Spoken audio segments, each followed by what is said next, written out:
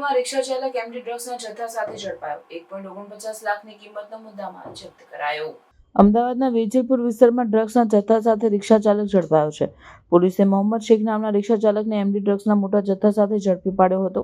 પોલીસે કુલ 14.920 ગ્રામ MD drugs, જેની બજાર કિંમત અંદાજે 1.49 લાખ છે, જપ્ત કરી છે. પોલીસે વધુ તપાસ દરમિયાન 1.336 ગ્રામ ગાંજાનો જથ્થો પણ જપ્ત કર્યો છે, જેની કિંમત 13,660 જેટલી છે.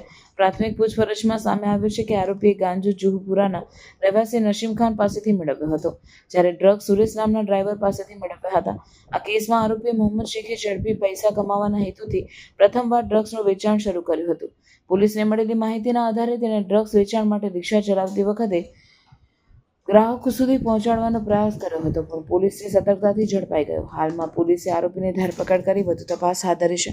ડ્રગ્સના જથ્થા સાથે ઝડપાયેલા રિક્ષા ચાલકના કનેક્શન અને અન્ય સંડોવાયેલા લોકો અંગે પોલીસ તપાસ કરી રહી છે, જેથી શહેરમાં ડ્રગ્સના જથ્થાનો પ્રવાહ અટકાવી શકાય.